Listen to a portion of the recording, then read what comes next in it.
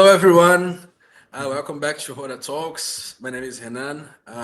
We are finally back after a big gap without episodes in English, but we came back in style. Today we have two very nice coaches that I was longing. I was actually very excited to talk to them for some time.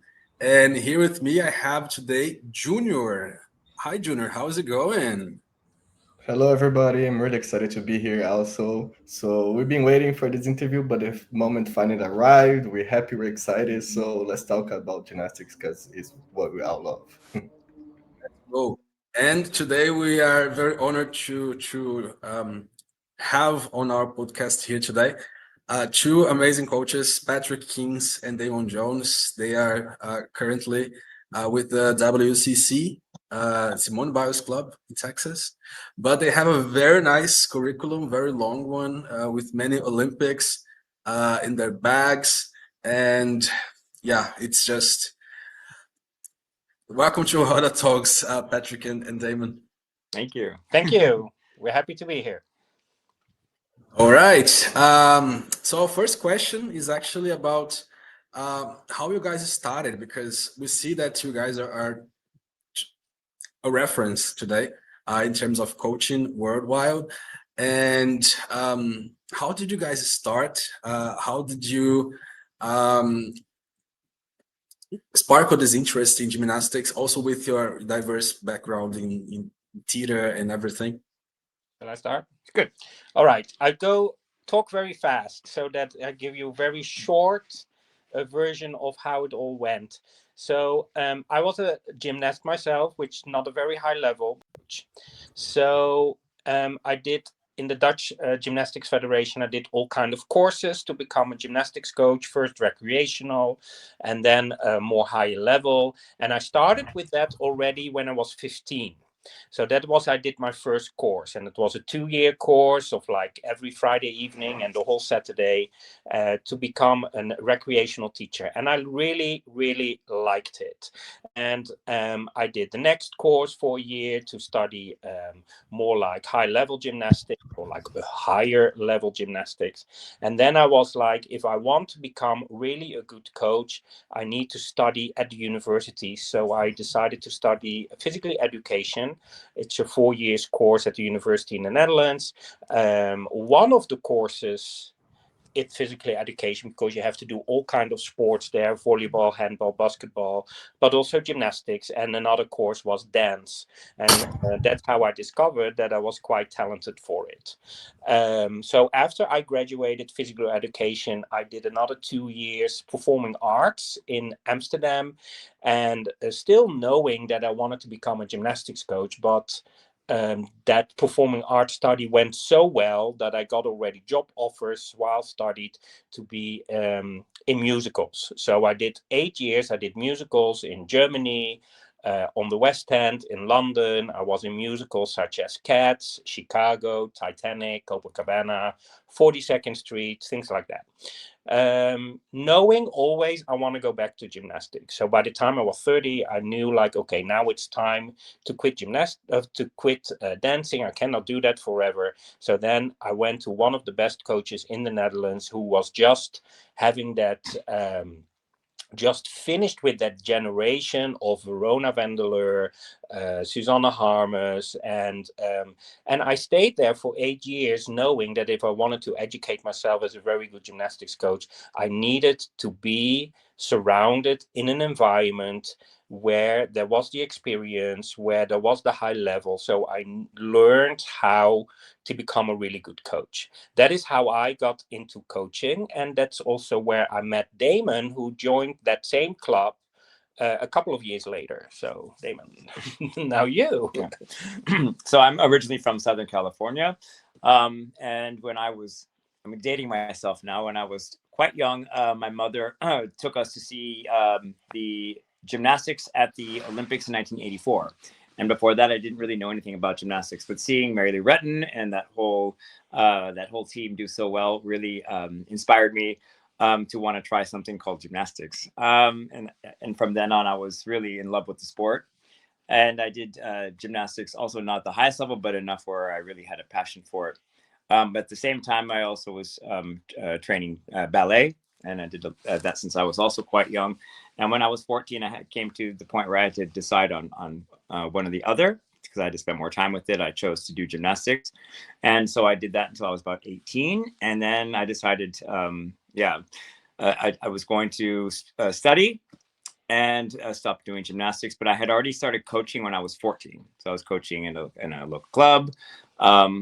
And also making floor routines already for my high school gymnastics team. So I already started that.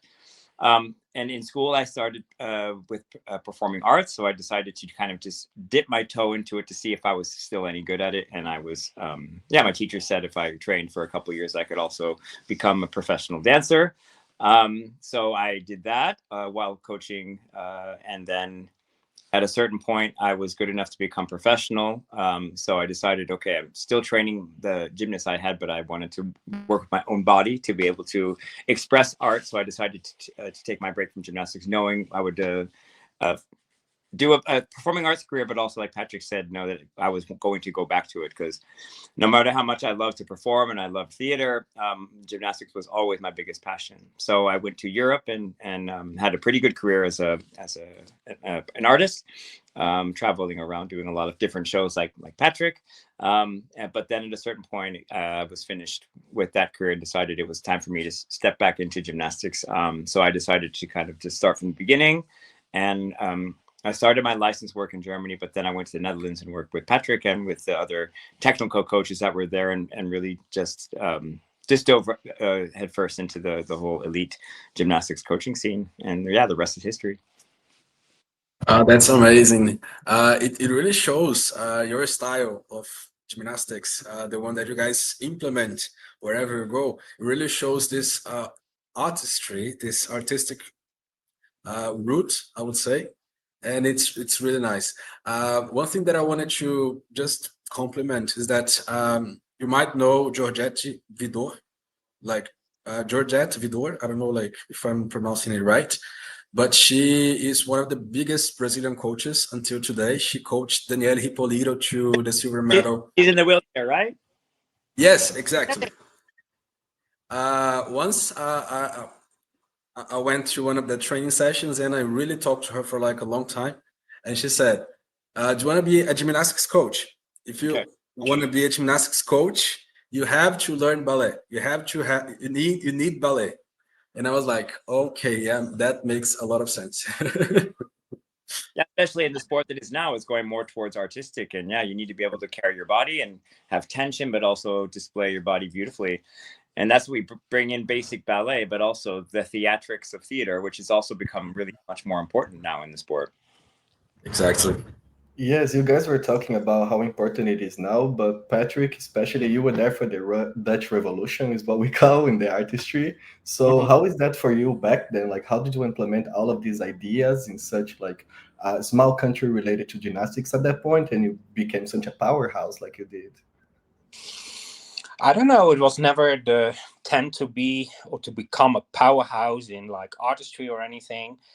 I remember my very first talk I had with the ladies from the FIG, and Donatella, who's now the president, was by that time vice president, and that was in 2010. And that was my very first World Championships that I was involved with as a choreographer with the Dutch national team. And the World Championships were in Rotterdam in the Netherlands.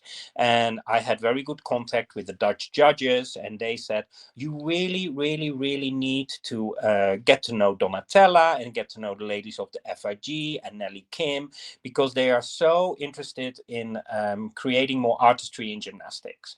So, and the Dutch judges asked me if I could write something like a paper or so to how can we artistry make more important. So at the World Championships, I met with the ladies of the FIG. There was Donatella, Nelly Kim, the Russian lady Lubov was there. Kim Dowell from Australia was also in the FIG then.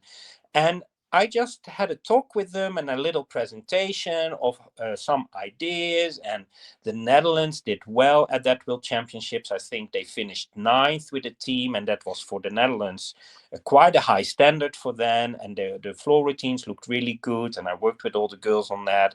And that's actually how it started. And then sooner or later they were, I don't know, I think the Netherlands created a name that we were artistic very well, maybe not the best tumbling, but artistry and pirouettes very good, and that we really worked around or worked with the code of points to be very smart and clever with it, so that we could also score higher compared to girls that, or not scoring high, but that we could be in the same pot with athletes that were doing really well with the tumbling.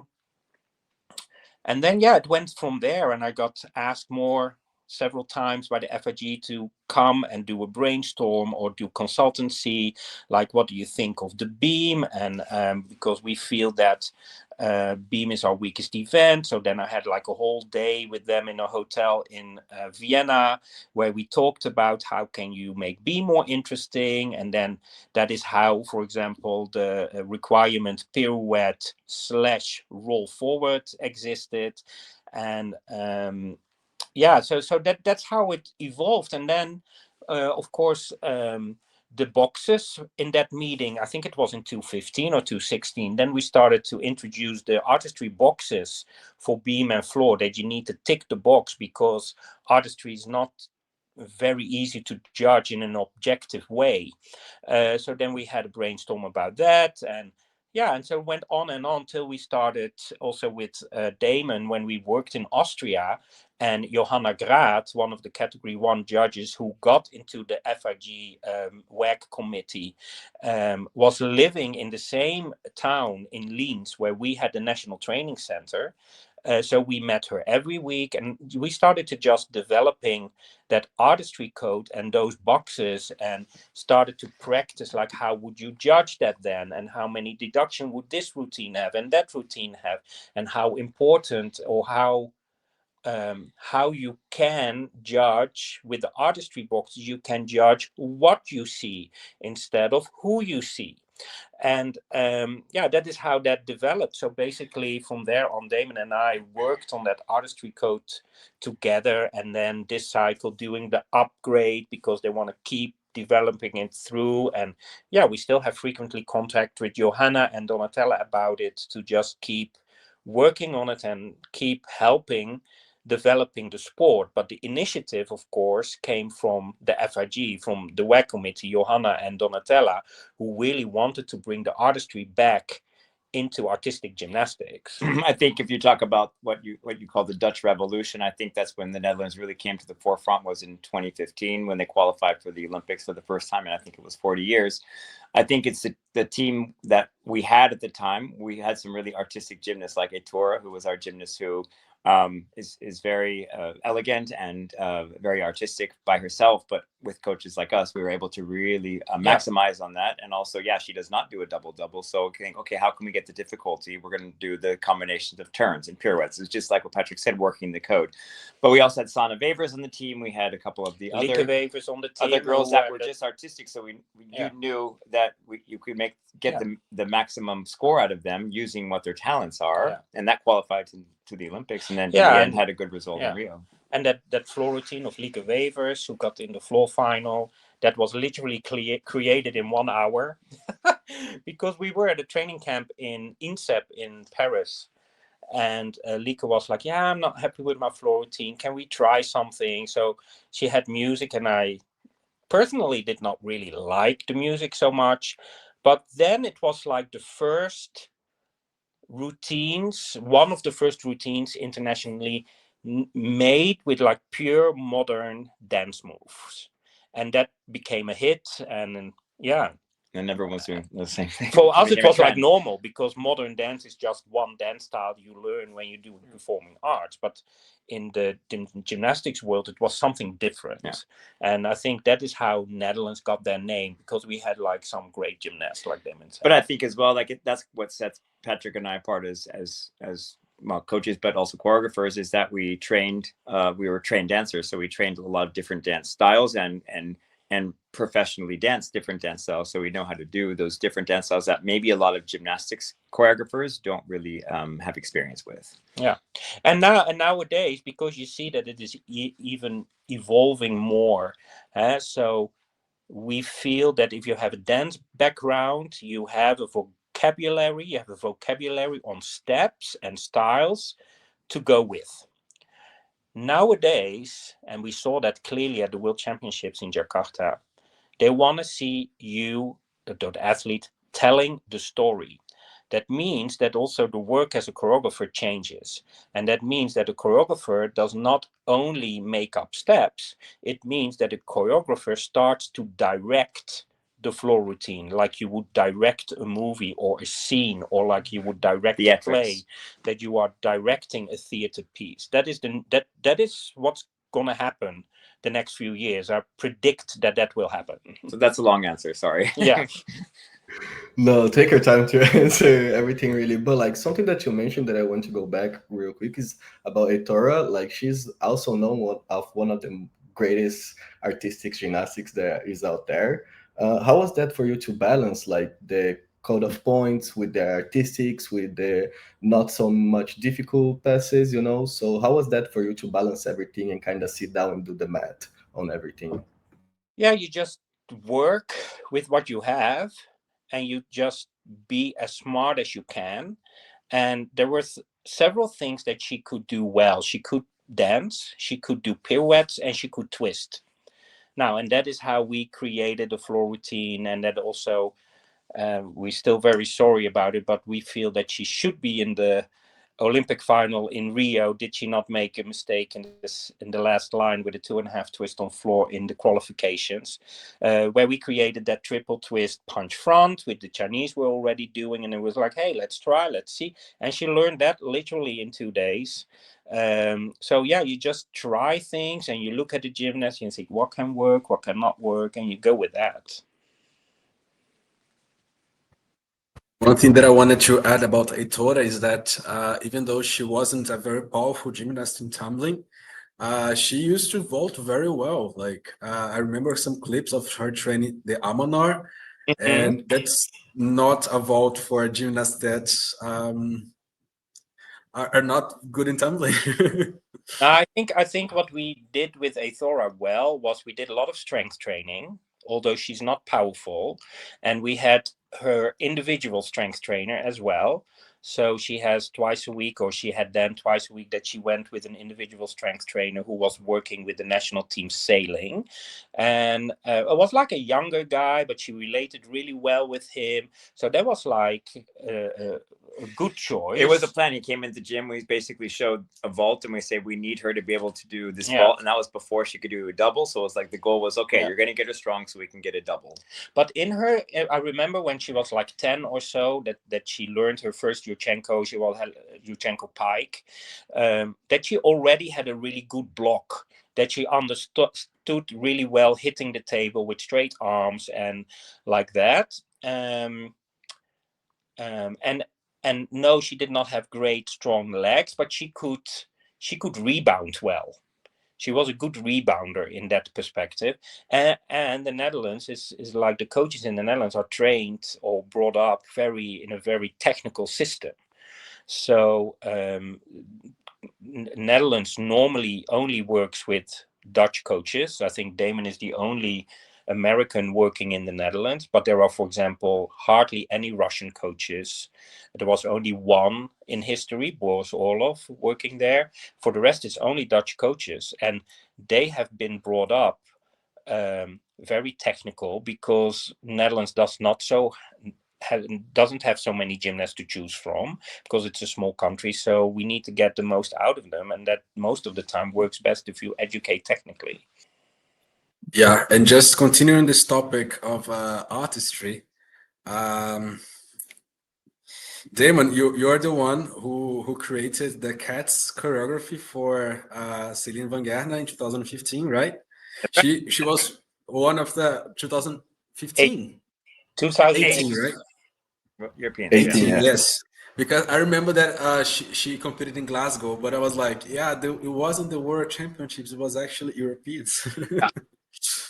But that choreography could not pass unnoticed by the FIGE.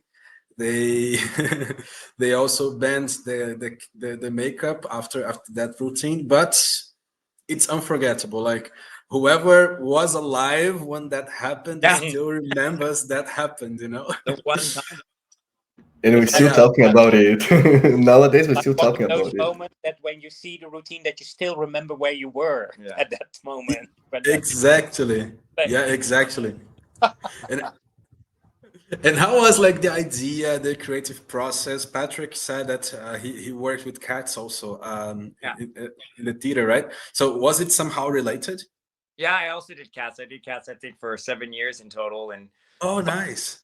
5 countries and 3 languages. So I love doing it. It was really fun. can I say something there? Yeah. Okay, so that was the moment that I was national choreographer with the seniors, and you were national junior coach. Yeah. And then we were talking with Celine, but also with Vera von Paul, who was in the team. Like, what can we do to be super original with choreographies? Why don't we go old school? And then I got to the idea that Vera von Paul should have a routine from the music Far From Over, from the film Staying Alive, with John Travolta. So her choreographer made that. And then I said to Celine, why don't we go old school? Because in the 80s, almost every gymnast had a routine on Cats music, on the music from the musical Cats. And then I said, that might be a really good idea for you, but we need to ask Daymon to create it, because Daymon is the expert in the musical Cats, because he did it for 7 years in like 5 different languages. I only did it for 1.5 years. I hated it. And so I think Daymon is the best one to go. And then how was that creative process, Daymon? So we did it. So we actually did the first choreography meeting like in a dance studio, and we had her bring like knee pads to put on her knees. Like, is that exactly like we would do it like in a dance in the dance rehearsal? So it wasn't even a gymnastics thing.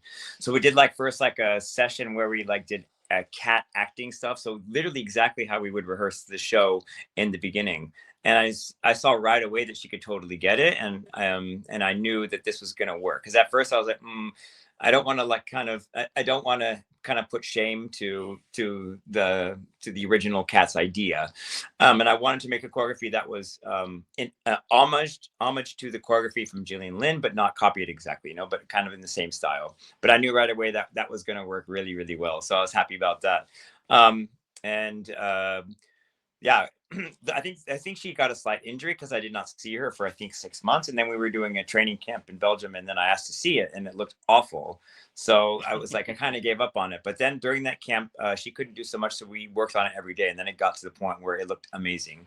And then she competed it, and I know at one point I was like, oh, if you ever do like a gala or so, I still have my costume and wig, and I can do your makeup, and we can dress you up. So that's where kind of the idea had the seeds planted of it.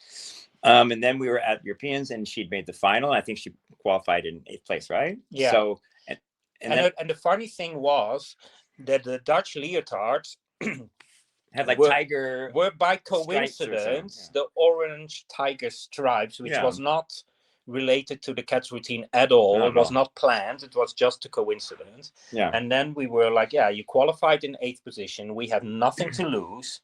Yeah. So why what not if we try all in? Let's try it. So Yeah. it was almost like kind of a joke. But then we're like, oh, let's go back to the hotel. And I personally had never put Cats makeup on anybody before, because normally you're in the show, you do it yourself. So, and it had been quite a few years that I'd done it. So I was like, let me try it on myself, see if I can still do it. And then, and I could. And then we were all like in the hotel lobby. So we were looking a bit strange. And then I tried like a bit on her, and all the other coaching staff were like, yeah, that looks great. We have to do it. And I asked her, I was like, do you dare to do this? And she's like, yeah, totally. So she was totally on board. She was owning it. Yeah. So and she had like the buns in the hair and stuff, like the cat's hair. So the next day I had to go to the competition for junior finals, and then I came back and I did her makeup. And I know some of the officials from our federation were a bit nervous about it. So they asked can you send us some pictures and see what it looks like? And the final result, I sent the picture and they're like, that looks amazing. So it's going to be great. So yeah, it ended up kind of a cool idea. It was not anything we wanted to make like revolutionary. We just wanted her to stand out a little bit, which I think she did. And yeah, we were like we have nothing to lose. Let's go for it. You only have 2 lines, only a double salto and then a 1.5 twist punch front full twist. So let's just we come from rock it. We come also not only from sports but from theater, where you always have to kind of push the edge and like think out of the box and do something different, and that's how we kind of always think as coaches as well. And I think that's one of our talents, and that was just another thing of, okay, how do we stand out and look a little bit different? And also that competition was under the theater light. Had the Glasgow Europeans, like the World Championships in 2015, also the Glasgow Europeans at 2018 was under theater light with the judges sitting on one side. So there was also an idea that we used, like, okay, when they want theater, let's give them theater. I remember that I watched that final live. It's been like 20 years since I watched gymnastics live. Okay. And I remember that I was watching and I was like, nice. I never saw Celine with that hairstyle. Okay, yeah, never mind. But there is something different about her. And then when she actually started to compete, I was like, oh, she has a different makeup. What's going on here? Well, as you said, like, we didn't want to be revolutionary, but let's make history, right? Yeah, true. And yeah, I mean, with the FIG, I mean, they say they want more artistry back. They want to change things up, but sometimes they're also still a little bit conservative. So yeah, the people liked it, and the judges liked it because she finished 4th at the end, so she climbed in that final. Yeah, so I think the European since then makeup has to be modest. Yeah, inclusive the girls from Brazil. Yeah. Because if I look at their makeup, I'm like, it's almost just that modest. Yeah, the Brazilian girls they like to. We talk about it too on Brazilian Twitter gymnastics. We also talk about it. Of course, is what is modest and what's theatrical and what's not. So yeah, it's very subjective, right? So yeah. Totally. But I think in the end, what matters is what you just say. Like, everybody remembers where they were when they watched that for the first time, you know, and it keeps on your mind kind of forever, you know. So, like, is that what matters in the end, you know? True. I also remember when I was during the 2015 Worlds qualification. Brazil, we just missed the Olympic quota, but just like a tiny bit. And I remember that Lisa Top was the last performer on vault, and she did it amazingly. And we're like, okay, we lost to the Netherlands, but everything worked out in the end. It's just like for some Brazilians, it's a sensitive topic, that World Championship still. I think also one of the moments, which was a great sport moment in history, was also Brazil. That Daniela Hipólito was at the test event in 2012, where Brazil qualified with the team in 12th place with the last spot qualify, and that they had finished on beam, and she was the last gymnast up, and she needed to do well in order for Brazil to qualify. And I remember that it was interesting. The girls did not dare to look. So they all stood with the back towards the beam because they did not dare to look while she was literally crushing that beam routine. She was like killing it. And then she finished with her dismount and she walked off the podium and sat down on the stairs of the podium and really collapsed, like crying and sobbing, like a meltdown almost. And they could handle that pressure. That was, for me as a coach, watching it, because Netherlands was in the first subdivision and did not do well. So we knew we're not going to qualify a team for the 12 Olympics, which was also in the line of expectations because Netherlands did not qualify for the last 40 years or 50 years even. So that was a great sport moment. That is what I remember. Once, if you say, like, what do you remember from Brazilian gymnastics? That is one of those moments that I thought that was like a wow moment. That's amazing. And there is like a lot of backstage issues related to that qualification. There was a lot of internal drama in Oh the yeah. Brazilian gymnastics, a lot going on back then. I remember that Jade Barbosa, she fell twice before Danielle Hippolito in that competition. So she really needed to hit that routine. Yeah. And it became actually a meme because after much after, I think was like 6 or 7 years after, Danielle, she wasn't alive, and then she was like, "Oh, I qualified a team alone to the Olympics." Uh-huh. I mean, it became a meme, of course, but it's like, it's funny. And who is the comedian that the theater comedian that did the floor routine of Diana dos Santos? That she is like on stage and then she's running in the wing of the stage and then she comes back out with that crazy choreography. Who is that? That is also one of those moments that I really remember. That I like thought was super funny. Yeah. You need to Do you put remember, the link Junior? to your Who podcast. was it? Because I remember the scene, but I can't Yes, remember right now she's who like it was. A Brazilian famous person, right? Yeah. You Yeah, should look it up and maybe try to get the link for the podcast. It's funny. yes. But We will like, link it on. yeah, it's so funny. And in Brazil, it's since Diane dos Santos, actually. Everybody knows about gymnastics. And especially now with the girls that won the Olympic and world medal, they're treated like pop stars in Brazil. Like That's good. everybody knows That's about fantastic. them. That is great for the That's good. sport. Yeah, it's good for sport. Yeah. And a peculiarity of the Brazilian gymnastics community is that we are very engaged. So we have our group chats and everything. And when it comes close to the competitions, to the big competition, it's like 1,000 messages per day in the group Oh wow. chats and stuff like this. Yeah, sometimes we wake up at 7 a.m. and there's someone fighting over like some gymnast from, I don't know, Czechia. Mm, those things. Yeah, yeah, it's it's That's it's awesome. it's funny. Well, moving on here a little bit. You guys have a lot of experiences coaching different countries: the Netherlands, Austria, Egypt, Romania, now the US. How do you adapt your coaching style across these different cultures and training systems? I think one thing we've discovered is that some of the cultures in the country are different. Gymnastics is the same everywhere.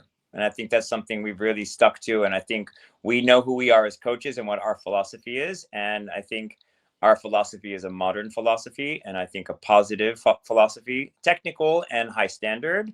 And I think that that is what is needed in the sport. And the sport is kind of the same everywhere. So I don't think we adapt per se to the different cultures.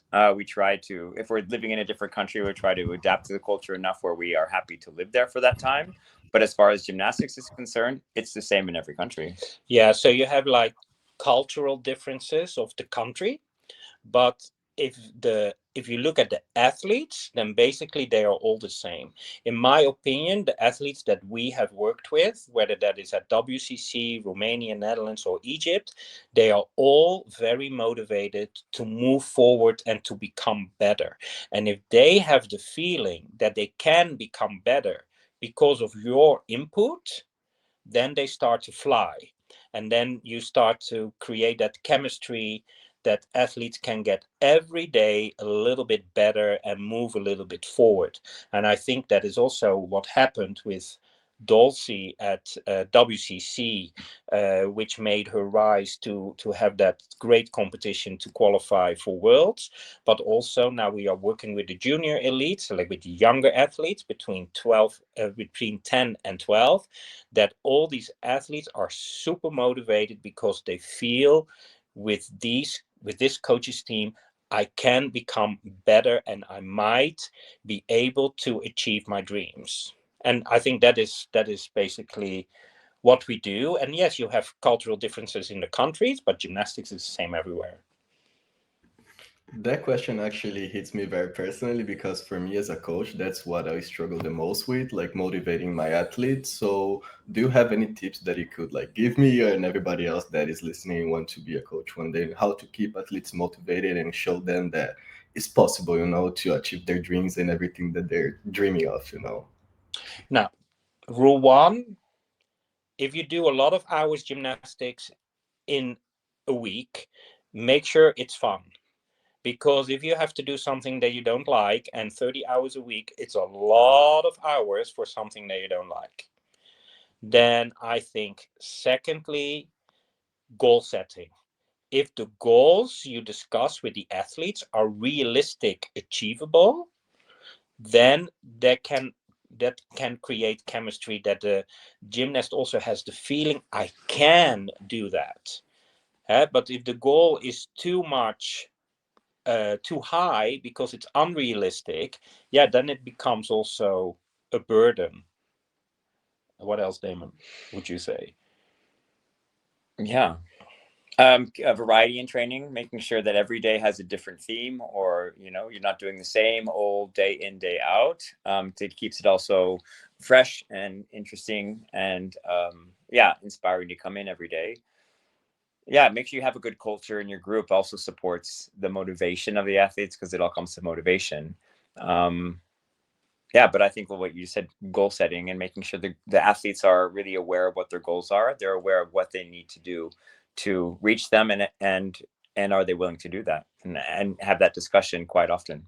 And also, don't be afraid to give them a day off. If you feel now everybody is tired and a bit like, then okay, maybe today we don't do double training, we just do one, and maybe we have it light and we spend more time on artistry, and maybe we do another dance combination, or we do floor routines today, just choreography instead of with full lines. So that is, I think, variation, but variation can also make it fun, and to have a good one of the key moment of one of the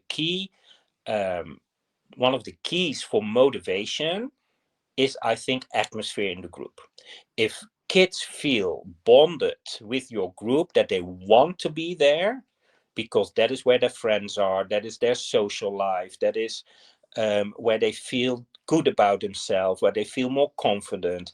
I think when you can create that standard, then that is like not only a magnet for new talent, but it is also the place where they want to be and where they feel good about themselves. And Well, that does that's not, really great to hear, actually, but though. that does not mean that they never have a bad day, but they Yes, just mean yes. that you need to adjust and work with what you have. And if the whole team is like, oh, then maybe one day you say, you know what, guys, let's quickly do strength training today, and I'm going to send you home and you're going to relax, and then come back tomorrow and we're going to kill it.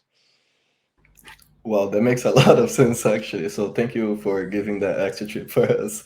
Also, like we were talking about motivation, but after the motivation, it comes the achievement, actually, right? So you guys have been to the Olympics a few times. I wanted to ask you, what is your favorite moment of the Olympics, and why did that like hit you so deeply? If you can choose one. Damon. Hey. Yeah.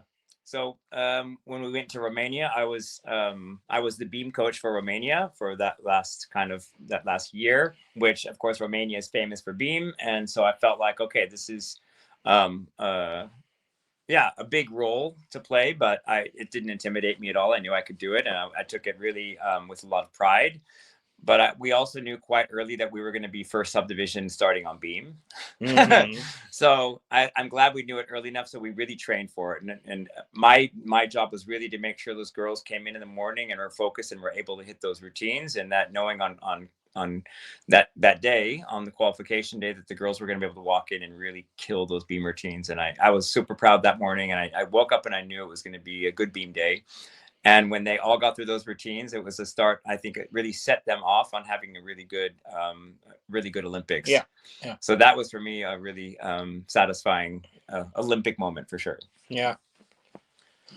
Ooh, I find it difficult. I think my first Olympics 2016 was as a beam coach and a choreographer for the Dutch national team, but also the whole preparation for an Olympics is intense, and we knew Eythora was good, but we did not know she was that good that she would finish top 8 in qualification. And when the score came up, we started on bars, and I think she was up second or so, and that she was like killing that bar routine and stuck her landing, and then there came a 14-7 on the board. Well, I don't consider myself as a great bar coach, and I don't consider Eythora as a great bar worker. So that was like a super, that worked out really well, I would say. That with our preparation and how we approached it, and with the code, smart gymnastics in the code, that was like a really, yeah, that was like a memorable moment for me. But also another moment was that, for example, Mandy Magoop, who was a Dutch gymnast with a double passport for Egypt, who, when we started working in 2013 at the club at SV Pax in Hoofddorp, she was already there at the club. So a lot of girls came with us from the other club where we worked, and we started there. And then she was already there, and she could not produce good gymnastics. It was literally, her biggest tumbling on floor was a back handspring full twist. And she would literally take off in the middle of the floor and then landing sideways out of bounds. Like that level of gymnastics that you would think, how are we going to fix this? But then she was like a super hard worker, a super friendly, respectful, lovely gymnast, also with all the other girls. So she was great in the team, and that she could finally achieve having a great World Championships in 2019, where you coached her, and that she qualified and outscored all the other Egyptian girls, that she hit 4 out of 4, and that she hit the team total to qualify individually by name to an Olympic Games. That was for her a great achievement, but for us coaches, a great moment to see. And then, of course, also like the path that we had with the Romanian girls, from starting there, where they did not have a team in 22, and then at the end of the day they qualified to the Olympics and made team final, and that Ana Barbosu won a medal. Yeah, that is also a memorable moment. But every story is different, and every story has a different background. And yeah, for me there are several moments that are equally memorable, but in a different way. Well, that's so great to hear also. I have like another personal question, like from coach to coach. Like, is it like how you always dream of, like the Olympics? Like going there is like, how different is it from like what you dream of and like what is actually being there? You know how I would say the the dream of it. feeling feels in you. The dream of it is super motivating, and it gets me up every day. I've been to 3, and I'm super motivated to to go to Los Angeles, and I have it on my phone as a screensaver as LA28. But to be honest, once you get there, it's you're so in the zone and focus on what you're doing, you don't realize it while you're there, and it's just another competition like any other competition, but because you're so like focused. And then only after the fact, you're like, wow, I was at the Olympics, and or was with that team, and my gymnast won a medal. So once you're there, you don't really feel it. It was actually in Rio. I was when I was there. I had that feeling. It was my first Olympics, and we did the competition. Yeah, I just felt like another competition. And then after gymnastics, when I was finished, I stayed longer and watched some other sports, and that was the first time I really felt, oh my gosh, I'm at the Olympics. When I was watching beach volleyball in Copacabana. Yeah. When I was at my first Olympics, I thought like, yes, if I make it to the Olympics, that is like the ultimate happiness. It's really downhill from there in my life. And if I've achieved that, I'm ready to die. But and then I want a medal, yeah, and now it's we want gold medals. Yes. And then yeah, I don't know. It's just at the end of the day, it's another competition. It's just more because basically when you are coaching at an Olympic Games, you are working behind the scenes. Yeah. Because before the scenes, in front of the scenes, that is the media, that is television, that is that kind all of the stuff. Glitz and glamours in all front. the glitz and glamours, but you don't really realize we don't see it when you're in that bubble. You don't see that. But believe me, there's nothing comfortable about an Olympics. It's not luxury. It's nothing. Because first of all, it's a long walk to the dining hall. Then the buses never run on time. It's always hot. There's always something. And but it's more that you appreciate it afterwards than when you are in the middle of the moment, because you all worried about, are the girls gonna do well? Are the athletes gonna compete well? Are they can handle the stress? Putting Are out they this fire, okay? putting out that fire. Yeah, make sure that they don't get sick, and that they eat properly, and don't, I don't know, that the salad is washed with drink water and not with tap water, and that kind of stuff. Anti-infection protocol.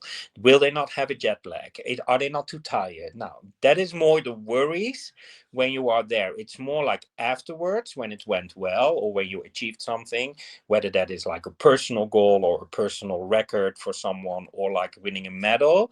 That is when you start to appreciate it more afterwards than in the moment. That's nice. Thank you for response to that personal question I had. And speaking of the Olympics, the last one you went there with Romania, and Romania is an icon of a team, right? Because everybody that knows gymnastics has heard of Romania at some point. I personally remember that I actually got to know the country Romania at the Olympics in 2004. I was like, oh, which country is this that they're winning everything? And uh, even now, for me, like if you, I like to say this even in the podcast in Portuguese, that if you ask me of for a team that is like a team which is really on fire or something like this, I would say Romania 2004. And for a lot of Brazilians, it's still like this because of Diane and everything. And I remember that an interview, I think it was from Patrick. You said that you wanted to coach Romania right before, something like this, if I'm Oh, not did mistaken. I I might have said that, but for sure, as a growing up as a young coach, and but also as a child growing up looking at Romania, for sure, yeah, there were like these big names that you would admire, yeah. I remember Ekaterina Szabo, Aurelia Dobre, Maria Alaro. yeah, Maria Olaru, all these kind of girls, they were like the role models for us, that you would think, oh wow, if I could be a coach that have that standard and that quality of coaches that you can produce a gymnast like that, that would be amazing. So they were always the Romanian gymnastics was always like an example of like, that is where we want to, that level we would like to achieve. Yeah, and they had this downfall, and you guys were big, a big part of their comeback to the Olympics in 2024.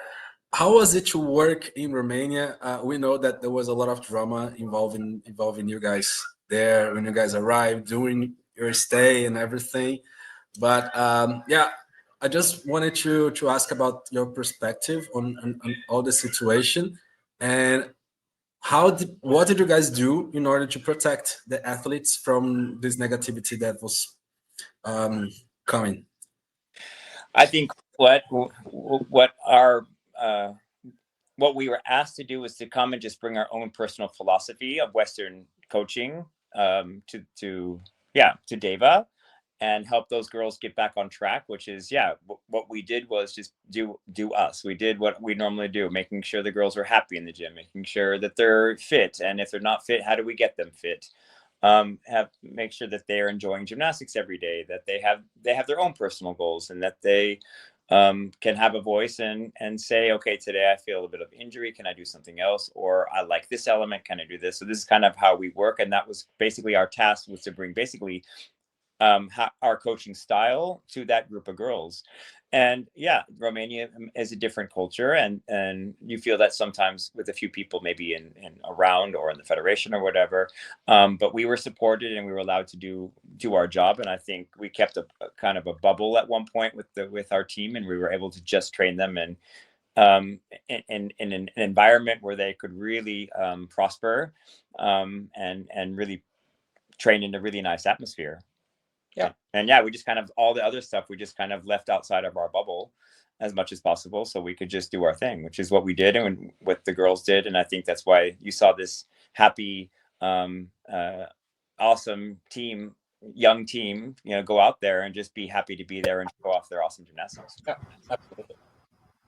In Brazil, we like a lot the Romanians. For me personally, it's like my second team but it's full of drama, and it's not something new. Like I remember, it even became news in Brazil back 2005 when Catalina Ponor she went to a birthday party, and the entire national team was dismissed after that for some time.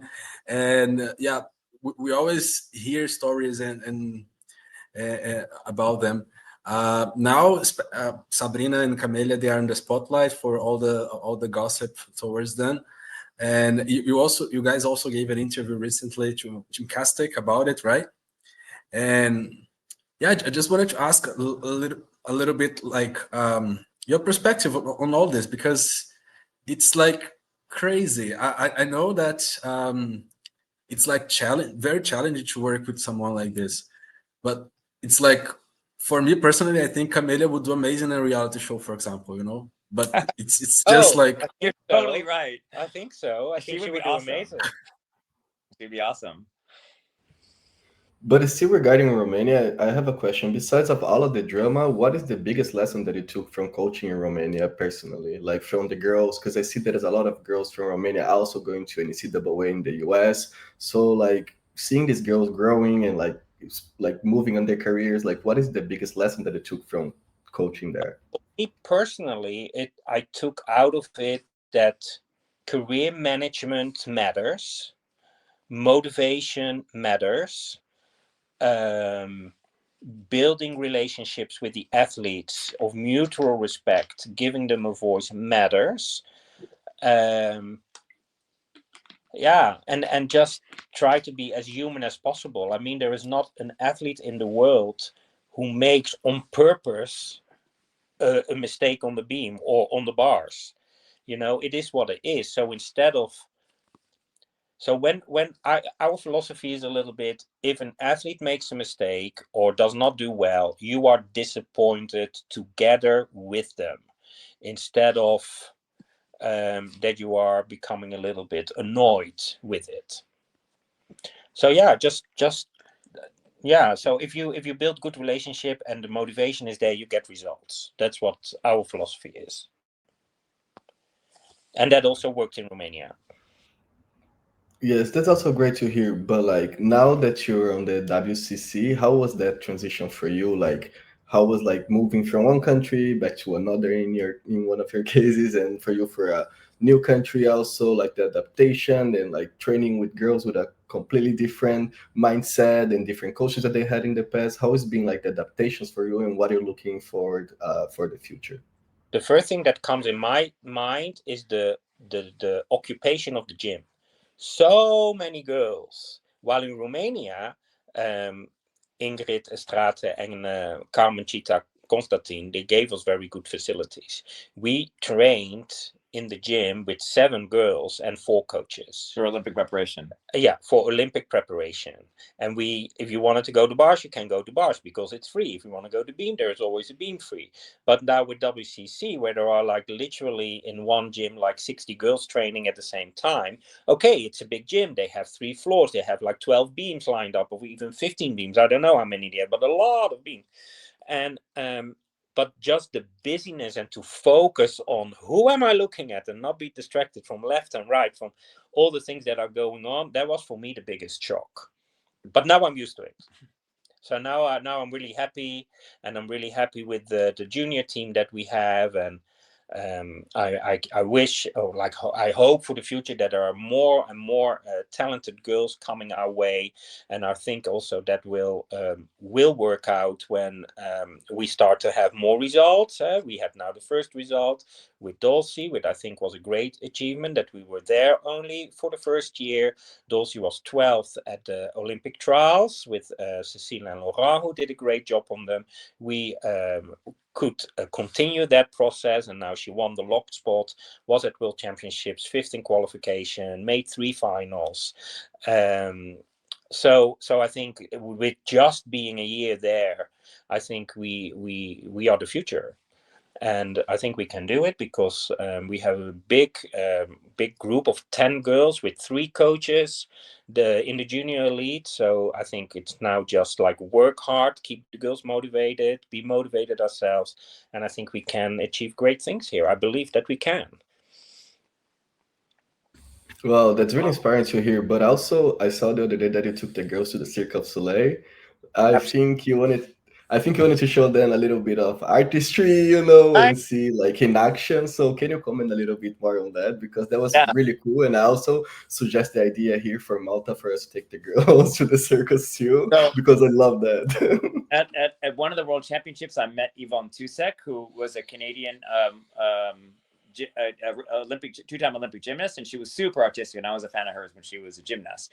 And she is now casting director with Cirque du Soleil. And I met her, and we got a close contact. And Cirque du Soleil came to Romania, and I emailed her. I was like, "Can you get us tickets so I could take the Olympic team to go see the show?" And she like did that, and that was super cool. It was an amazing experience. And some of the girls had interest, like maybe when I finish, I also want to go into Cirque du Soleil.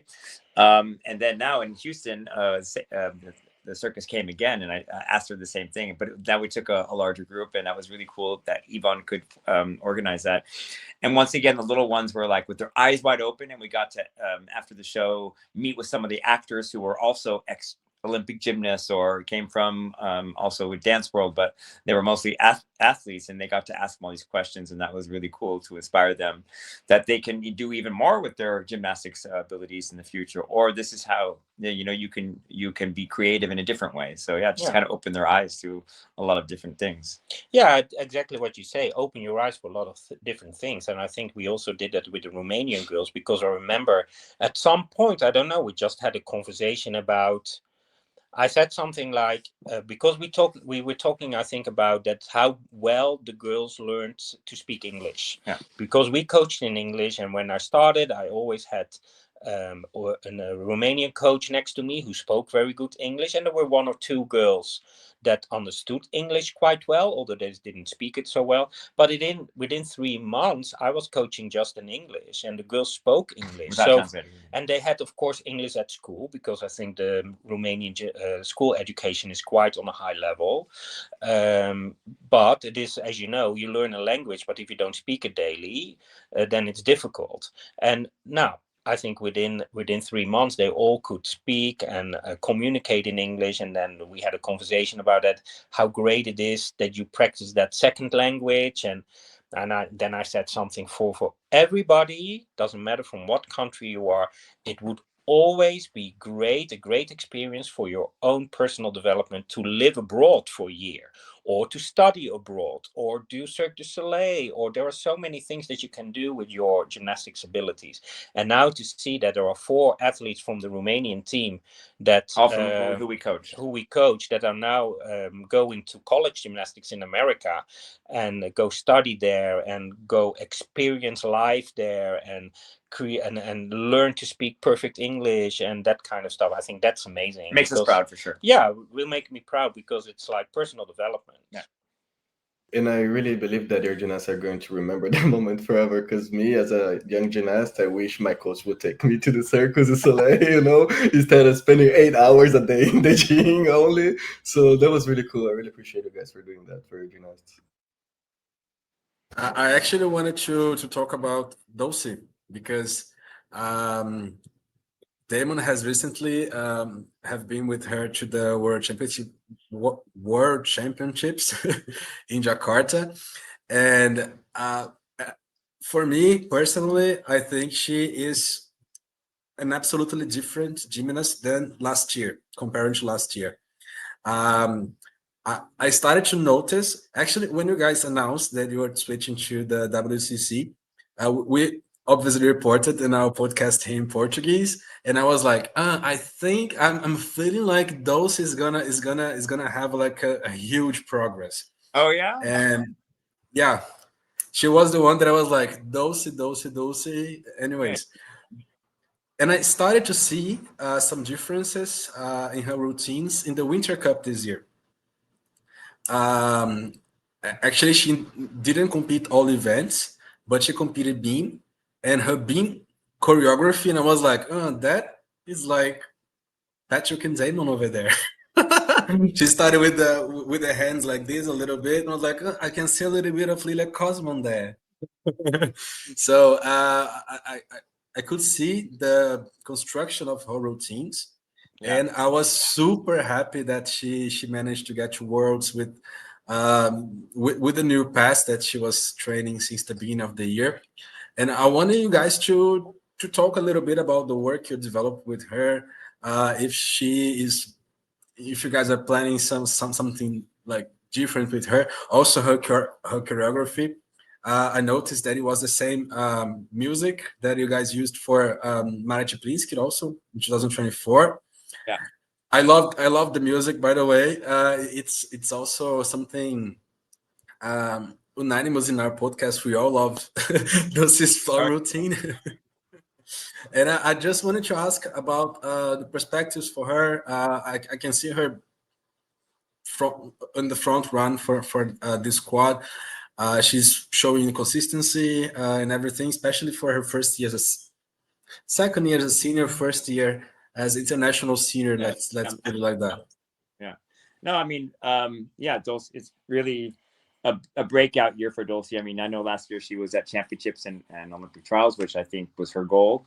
But I think now this year, I think kind of was like a real fresh start with us coming in. And it was a smaller group because I think the last year that Simone was in the gym, it was a huge senior elite group. And I think that now once, the other girls went to school, then the group was smaller, so Dulce could get a lot more personal attention.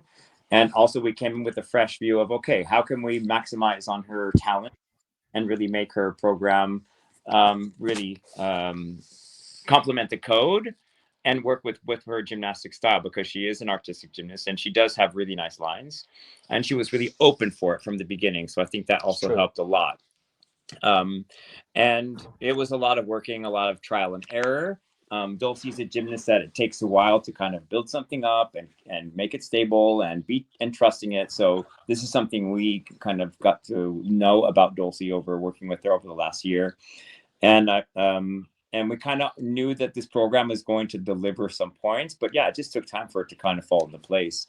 And it did at the right time, which is great. And I think what the world has seen now, and I think from what I hear, a lot of people really love about Dulcy as an international level gymnast is her style, her athleticism, with grace mixed with power. So it's really gone back to what artistic gymnastics is, but also that she's a great person. And I think you can see her love of gymnastics when she steps on the floor. It's true. It like shines from her. Yeah. And I think that's her superpower, to be honest. Yeah. How much she loves the sport. We recently had an interview with Ricardo Bufolin. He's a very known photographer from years and years. You know him, right? Yeah, I know. Nice. And we also talked about Dulce there with him. Okay. And he said like he really likes gymnasts with an easy smile. Yeah. And and I can say that I can see that in Dulce as well. Yeah. So now she, she has a lot more confidence built, for sure. She's, on the leaderboard of USA Gymnastics. So now she's, one of the best here. And that's great that she also knows that. And now she can be a team leader. And now she wants to push even harder and really build the program even further. And I mean, there's a lot more room to grow for sure. So I think that now it's kind of getting back to the drawing board and, okay, how can we build now a good program and prepare for LA 28? Great. We have a last question, but I just have one very tiny one beforehand. Last question. Because I'm curious. I'm very curious. So we know that Simone, she left it open if she's coming back or not. And she is the GOAT, the greatest gymnast of all times. And you're working in her club. And if she comes back for LA 28, she probably is going to be coached by you guys. So I don't know anything about that because I'm just assuming. I'm just assuming. In a hypothetical world. In a hypothetical world, assuming that she comes back, what would you guys like work with her for her to become like an even better gymnast than she is right now? Yeah, I mean, the question of Simone coming back or not, I think no one knows. I think maybe my opinion, I think she we see her in the gym and she comes in and she supports all the girls, and she's always such a positive ray of energy when she comes in. And she helps a lot with, things like, okay, I've got leotard designs, you want to come take a look. And what she's done for the sport is amazing. Yeah, so I think it'd be fun if we can give her a completely different style of choreography, because I think her development in choreography really was nice in the years she competed, but I would love to see a completely different style. That would be cool. I agree completely. That would be amazing. Yeah. Me too. And now to close, unfortunately, like we already passed the 1 hour hit here. But to close the podcast, I have one last question for you guys. Is like looking back into your legacy now, what is the moment that you're the most proud of? And like what do you want to leave for the next generation of coaches? Like what is the message? What is the lesson that you want to leave for the next generations and for the people that look up for you too? The message for younger coaches is make sure that you are open to learn. If you think you know it all, then you're wrong. And it is very normal for a young coach to think that you know a lot. When I was 18 and I finished my first course within the federation in the Netherlands of higher level gymnastics, the leader of the coach who coached the coaches, my teacher there, he was the national coach in the Netherlands, and he asked Patrick, how many % of gymnastics do you think you know right now you finish this course? And I said, no, probably 50%. And then he said, Patrick, I think, and he was national coach, I think I know maybe 5% of what there is to know about gymnastics. And this will always stick with me. The more you know, the less you think you know. But it is also the other way around. The less you know, the more you think you know. And for every coach, every top coach I meet at international championships, whether it's Gabi Frese from Germany, whether it is Enrico Casella from Italy, whether it's Yves from France, who coached for years in Belgium together with Marjorie. When you meet them, they all have one thing in common: they are open to learn something from you or talk with you about it that makes you grow together. And that is something what I would say is an advice to younger coaches. Make sure that you are open to learn, because there's so much to learn and you can literally learn something from everybody. Now, my proudest moment, I find that very difficult. I don't know. There's a lot of proud moments. I think I had a lot of proud moments with coaching Eythora. The medal of Ana Barbosu was very proud, but I was also very proud, for example, for Andrea Preda to make the Olympic team for Romania was a big achievement, and that she can call herself now an Olympian, I think was great. But also that an athlete from Austria made the Olympics. So we had Elisa for 221, we had at the Olympics 3 gymnasts from our group. We had a group of 10 girls qualify and go to the Olympics. Eythora for Netherlands, Elisa for Austria, and Mandy for Egypt. Yeah. And that was quite special. That's not really normal. So yeah, it's hard to qualify one girl. Imagine 3 from 3 different countries. Yeah. But also a really proud moment was Dulcy taking the lock spot. I mean, an athlete is always, at least when you work with all the athletes, then the athletes that you work with is always a product of more coaches than yourself. And that you then can contribute to her gymnastics journey, and that you get her to the point that she can hit 4 out of 4, score 55 points and take that spot. That's also a great moment, because there are moments that in a career of a coach, they don't come along very often. In gymnastics, you have a lot more disappointing moments than you have those winning moments. So I always tell anyone, if they have those winning moments, cherish it, because cherish it and enjoy it. Yeah. Well, guys, thank you very much for taking the time to talking to us. We really appreciate the dedication and like being open about everything. Henan, do you want to finish? Yeah, I just wanted to thank you guys for this interview. It was really nice. I'm sorry we asked too much, but We talked but a we are lot. very curious. We talk a lot. But well, thank you very much for everything. You're welcome. And Anytime. so, guys, that was it. Our interview with Patrick Kiens and Damon Jones.